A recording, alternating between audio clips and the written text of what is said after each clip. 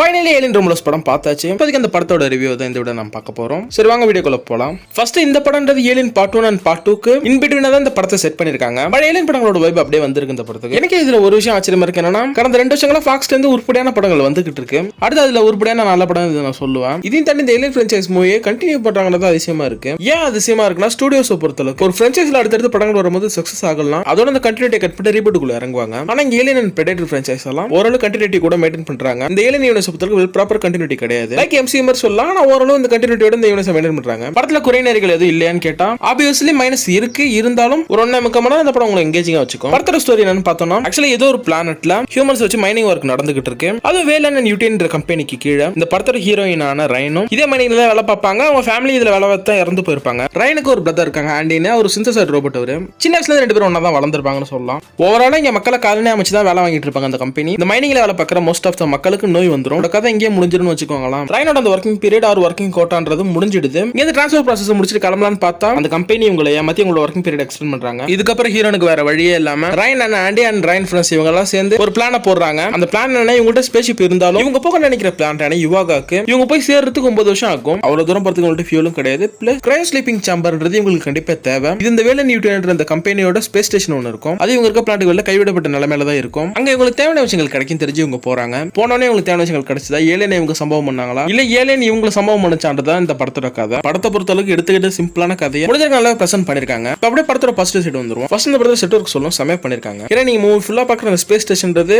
அப்படியே செட் தான். அது ரொம்பவே தத்ரூபமா கொண்டு வந்திருக்காங்க. அது நல்லா இருக்குது, தடை ரியலா இருக்குன்னு நம்மளால நம்ப முடியுது. ஓவராலா பிராக்டிகலா படத்தை புஷ் பண்ணிருக்காங்க. வேண்ட இடங்களுக்கு மட்டும் சிஜி யூஸ் பண்ணிருக்காங்க. அதுமே நல்லா இருக்கு. படத்துல இந்த இடத்துல வரதெல்லாம் செட், இதெல்லாம் விஎஃப்எக்ஸ் சிஜின்னு சொல்லிட்டு பிரிச்சு பார்த்து கண்டுபிடிக்க முடியுமான்னு கேட்டா டெஃபினட்டா முடியாது. அந்த அளவுக்கு படத்தை குவாலிட்டி பிரசன்ட் பண்ணிருக்காங்க. டெக்னிக்கலா ஒரு ஸ்ட்ராங்கான படமா தான் உங்களுக்கு ஃபீல் ஆகும். ஸ்ட்ராங்கான படமா தான் இருக்கு. மூவி ஆக்ஷன் சீக்வன்ஸ்ல எண்ட்ல ஒரு நியூ அட்டெம்ப்ட் ட்ரை பண்ணிருப்பாங்க. அது என்னன்னா, மூவியோட எண்ட் கிட்ட இருக்கும்போது ஜீரோ கிராவிட்டி சீக்வன்ஸ் ஒன்று எடுத்திருப்பாங்க. அதுல ஒரு விதமான டென்ஷன் பில்ட் பண்ணி அந்த சீன் சூப்பராக எடுத்துட்டு போறாங்க.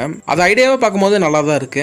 அடுத்த மூவில ஆக்டர்ஸோட ஆக்டிங்னு பாத்தீங்கன்னா ரைட்டிங்ல எந்த அளவுக்கு இருக்கோ அந்த அளவுக்கு எல்லாமே நல்லா நடிச்சிருக்காங்க. அதுல முக்கியமா ஆண்டின்ற அந்த ரோபோட் கேரக்டர் டேவிட்ன்ற ஆக்டர் தான் ப்ளே பண்ணிருக்காரு. 2 விதமான கேரக்டருக்கு பெர்ஃபார்மன்ஸ் டிஃபரன்ஸ் சூப்பராக காமிச்சிருந்தாரு. அடுத்து ரைன்ற மெயின் கேரக்டர் ப்ளே பண்ணிருந்த கேலின்ற ஆக்ட்ரஸ் அவங்களும் அவங்களோட கேரக்டர் செமையா பண்ணியிருந்தாங்க. இந்த மெயின் கேரக்டர்ஸ் தவிர்த்து சப்போர்ட்டிங் ஆக்டர்ஸ் எல்லாமே கொடுக்கப்பட்ட ரோல் நல்லா ப்ளே பண்ணிருக்காங்க. இந்த கேரக்டர்ஸ் எல்லாம் போட்டுறதுக்கு எழுதப்படுறதுனால average and as usual writing தான் இந்த கேரக்டர்ஸ் பண்ணிருக்காங்க. அடுத்த படத்துல ஒரு சில ஜம்ப்ஸ்கேர் சீக்வன்ஸ் நல்லா ஒர்க் ஆயிருந்தது. அது மூவியோட எண்ட்ல ஒரு ஜம்ப்ஸ்கேர் சீக்வன்ஸ் வரும். அது எதிர்பார்க்க மாட்டேங்க, ஆனா தூக்கி வர டிஃபரெண்டா போடும். இதோட இந்த படத்தை சுத்தி இருக்க பாசிட்டிவ் முடிச்சுட்டு அப்படி நெகட்டிவ் சைடு போனோம்னா, தெரிஞ்ச கதை பல வாட்டி பார்த்த படத்தை தான் திரும்ப ஒரு வாட்டி பார்த்திருக்கோம். இந்த படம் ஒர்க் ஆயிருந்தாலும் சொல்லிக்கிறதுக்கு இந்த படத்துல புதுசா எதுவும் இல்ல. அடுத்த இந்த படத்துல இசபெல்லா மெசேட் ப்ளே பண்ண அந்த ஒரு கேரக்டர் சுத்தமா ஒரு வேஸ்ட் கேரக்டர். அந்த கேரக்டர் இந்த படத்துல ஏலியனை பார்த்து பயந்து கத்தும், இல்ல எங்கேயாச்சும் மோதி கீழே விழுந்து மயங்கி போகும், இல்ல ஏலியன் அடிவாங்க. இது ரிப்பீட்டா இந்த கேரக்டர் பண்ணிக்கிட்டு இருக்கும். ஒரு வேஸ்டட் கேரக்டர்னு சொல்லலாம். இதெல்லாம் சாக்க போற கேரக்டர் நமக்கு படத்துல ஸ்டார்டிங்ல தெரியும். ரைட்டிங் இந்த கேரக்டர் சரியில்லை சமயத்துல சுத்தமா அந்த கேரக்டர் நம்ம கூட இந்த கேரக்டர் கனெக்ட் ஆகாது. இதை தவிர்த்து இந்த படத்தை வேற எதுவும் எனக்கு மைனஸா படல. இந்த படம் பார்க்கறதுக்கு இந்த பிரான்ச்சைஸ் வந்து மற்ற படங்கள் பார்க்கணுமான்னு கேட்டீங்கன்னா பெருசா தேவையில்லை. வர ஒரு சில ஈஸ்டர் புரியாது. தமிழ் போயிட்டீங்கன்னா சுத்தமா அந்த ஈஸ்டருக்கும் இருக்காது. நான் இங்கிலீஷ்ல தான் மூவியை பார்த்தேன். தமிழ் டப்பிங் நல்லா இருக்குன்னு நான் கேள்விப்பட்டேன். படத்தை தமிழ்ல பார்த்தாங்க நல்லா இருக்கா இல்ல கமெண்ட் பண்ணுவாங்க. ஓகே,